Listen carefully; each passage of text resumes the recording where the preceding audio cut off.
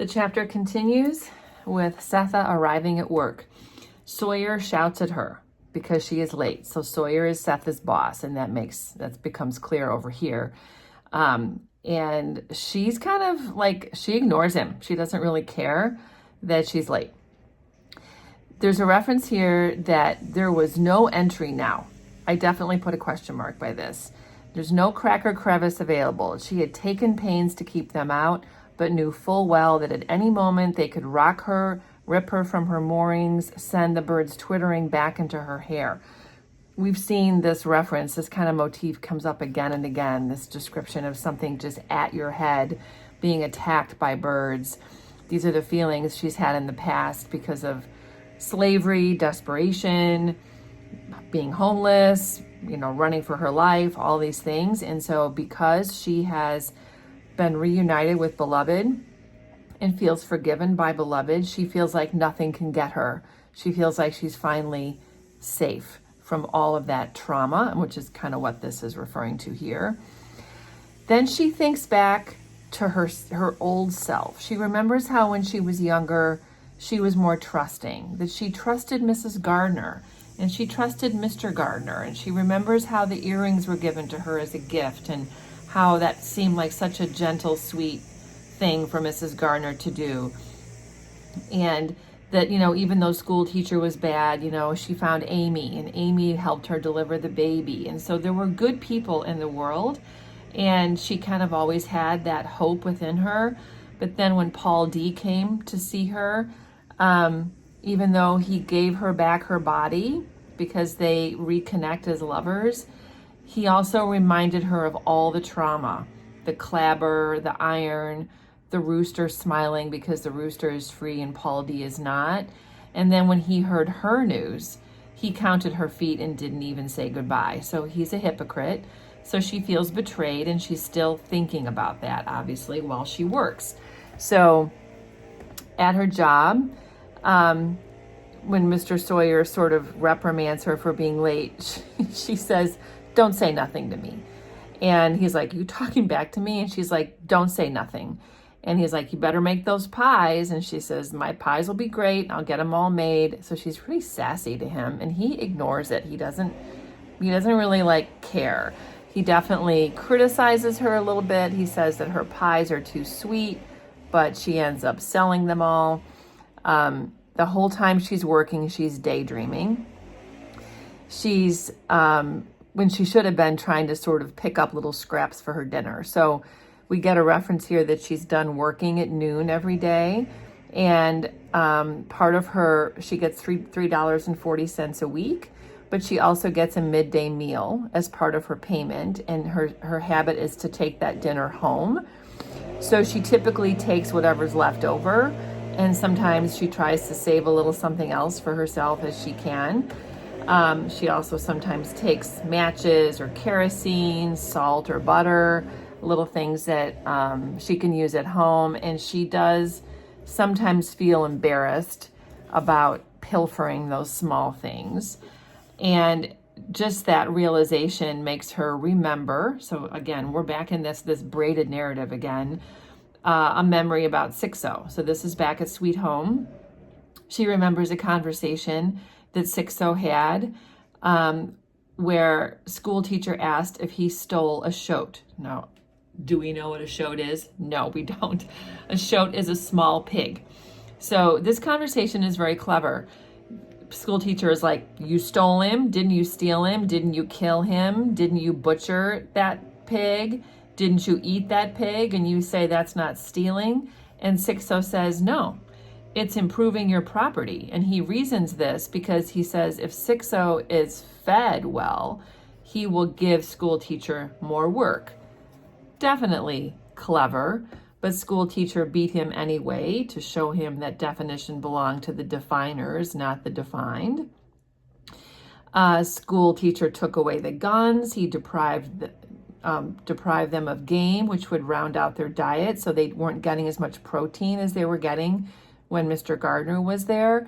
So they're not getting enough nutrition to do the work they need to do. So they begin pilfering, kind of like how Sethe is over here at her place of work.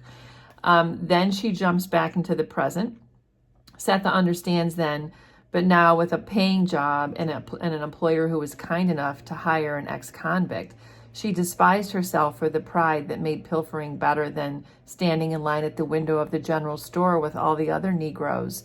She didn't want to jostle them or be jostled by them, feel their judgment or their pity. So she's stealing. This could be a quiz question. She's stealing because she doesn't want to have to stand with her community who's judging her to get her food at the back of the store, because that's where the Black people have to get their food, from the grocery store. She thinks about how her current boss, Mr. Sawyer, used to be a sweet man, but now he's getting crotchety because he lost his son during the war, which would have been the Civil War. So, he might hold some resentment towards Blacks because in fighting that war, he lost his child. And so she wraps up everything and she's heading home. And as she's heading home, she's thinking of Beloved. And she's talking to Beloved in her head about her past. So she is just thinking how Schoolteacher taught us things we couldn't learn. I didn't care about the measuring string. We all laughed about that except Sixo. He didn't laugh at anything. Schoolteacher would wrap that string all over my head, across my nose, number my teeth. So we've had this reference to Schoolteacher before. He thinks he's all enlightened because he is studying the Black people. He's a schoolteacher. So I hate to be judgmental, but it's kind of hard not to. Perhaps in that time period, he was enlightened to some degree. The fact that he's taking some interest in how they might be similar or different from the white people in America. But his whole demeanor and his whole attitude is disgusting, really. And he treats them terribly. The irony here is Mr. Gardner treated them way more like humans and didn't, study them in this way. So that's what's going on here. And then she continues to remember, and as she's remembering, she's sort of telling in her imagination the stories of the past to Beloved, about how her brothers would play when they were on the plantation. They would run up and down the hill. Now all she can remember is their backs walking down to the railroad tracks when they left the house at 124. And all of this whole section is just what it was like for her as a young mother at Sweet Home, how she took care of Beloved as a baby, the kind of things that she would do during the day and what she would do at night and how she would feed them. And that's what all of this is. And she says, this is the first time I'm telling it, and I'm telling it to you because it might help explain something to you, although I know you don't need me to do it. So she's going to share with her a memory. And she's just keep in mind, this is not literal. Sethe is walking home imagining telling Beloved this. She is going to share in her imagination a story of something she sort of stumbled across one day on the plantation. She was walking and she overheard Schoolteacher talking to some of his white students. So he had like a few boys there who he was teaching on the plantation. And one of the boys said her name, Sethe. And so she stopped and she listened.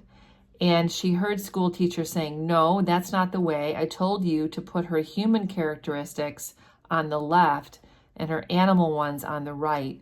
And don't forget to line them up. So he has these kids categorizing the slaves based on their human and animal characteristics. When she overhears this, we have that reference again. My head itched like the devil, like somebody was sticking fine needles in my scalp. I never told Hallie or nobody, but that very day I asked Mrs. Gardner a part of it. She was low then. And then she goes on to talk about how sick Mrs. Gardner was and how she brought Mrs. Gardner some soup. And Mrs. Gardner said she couldn't swallow it because it was too thick. And Sethe says, can I ask you something? And she asked Mrs. Gardner, what do characteristics mean? And she says, oh, those are features. Who taught you that? And she says, well, I heard Schoolteacher say it. And then they talk about the soup some more. And then they come back to this conversation again. And she says, you know, they're features. And Sethe says, well, what is a feature? And she says, well, a characteristic, Mrs. Gardner tells Sethe, a characteristic is a feature which is something that is natural to a thing. So Sethe is still confused. You know, can you have more than one? Like, what exactly is it? So now she understands why school teacher is measuring her, which is awkward. She can't sleep because she's thinking like, he's evaluating me. So she tells Hallie about it. And Hallie's like, well, I mean, he's white. Doesn't that explain everything? And she's like, you know, I don't understand, like, why would he do such a thing? You know, the Gardners, they talk soft, they were different. And Hal's like, well, yes, they were different, but in many ways they were also the same. Like, the Gardners are also white. You know, whether they're loud or soft or mean or not, like, they're still white. So this is something Hallie understands, and Sethe doesn't quite understand because the Gardners seem so much kinder. And Hallie goes on to explain this. He says, you know, even though the Gardners are nice, at one point, Mr. Gardner wouldn't let Hallie work for other people to make extra money to buy baby Suggs' freedom. He basically was like, you can give your mother her freedom, but I can't let you work for anybody else. I need to keep you on the plantation because your boys are too young to do the work that I might need done. And so what upsets Hallie about that is that there's no way for him to buy out Sethe, to buy Sethe her freedom, or to buy freedom for his children. And so he's like, if I have to work at Sweet Home all the time, I have nothing left to sell. So to Hallie, Mr. Gardner is a little bit too white as well, because he's not honoring the fact that he wants to buy freedom for his family. So when she hears that, she can't sleep, and she sits up like somebody had hit him and had hit her. Like, she's just so alarmed in the middle of the night. She can't go to bed, and that startles baby beloved. And so she starts to cry, and Sethe remembers how she goes outside and walks around with the crying baby, which is the current beloved. So all of this is a memory of when she was a young mother and beloved was a baby. And she says, that's when we should have begun to plan, but we didn't. So this is a mistake. They should have been planning to escape before, but they didn't. The whole buying out wasn't going to happen. Running was nowhere on their minds yet, but it should have been. It was Sixo who finally brought it up, who found out that there was going to be a train, a whole bunch of people going at once, and that they could go join them and they could leave. And they sort of secretly plan that that's what's going to happen. And then what happens instead is that because Sethe is so pregnant with Denver, everybody goes ahead of her and she has to wait. So we know this just from how the story has unfolded so far. But this is, again, just Sethe thinking through the story as if she were telling it to beloved. When the signal for the train came, you all was the only ones ready. I couldn't find Hallie or nobody. I didn't know. Sixo was burned. Paul D dressed in a collar. I mean, she didn't know people had been killed. Nothing. She has no idea about that. So then we're back here in the present. So just nice to sort of mark for yourself. Past, present. One more curve in the road and Sethe could see her chimney. So she's walking home. And she opens the door, walked in, and locked it tight behind her. Then we have Stamp Paid. The day Stamp Paid saw the two backs through the window, which is that same morning, and then hurried down the steps, he believed the undecipherable language clamoring around the house was the mumbling of the black and angry dead. And that's what he believes. In addition to having to use their heads to get ahead, they had the weight of the whole race sitting there.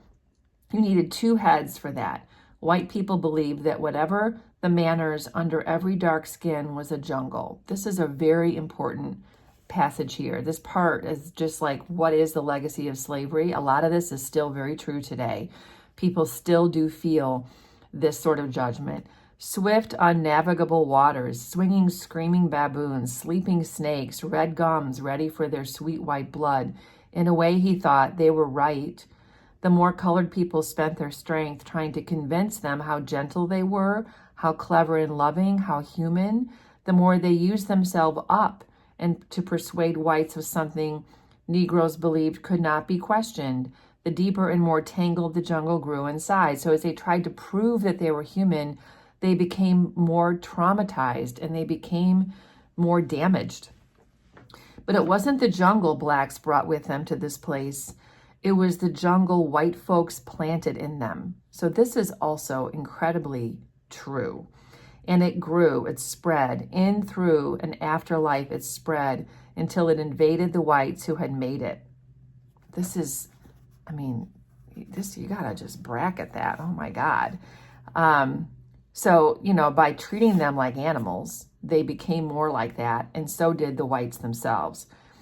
The screaming baboon lived under their own white skin. The red gums were their own. Meantime, the secret spread of this new kind of white folks' jungle was hidden, silent, except once in a while when you could hear its mumbling in places like 124. So, again, all this trauma is what we're hearing around the house. Stampede abandoned his efforts to see about Sethe. He's given up. After the pain of knocking and not gaining entrance, and when he did, 124 was left to its own devices. When Sethe locked the door, the women inside were free at last to be what they liked, see whatever they saw, and say whatever was on their minds. Almost. Mixed in with the voices surrounding the house, recognizable but undecipherable to Stampede, were the thoughts of the women of 124, unspeakable thoughts, unspoken. So Sethe feels safe, locked in the house with Denver and Beloved. She has her family, or part of her family, but they are not free of the voices of their own trauma, any of them, Denver, Beloved, or Sethe.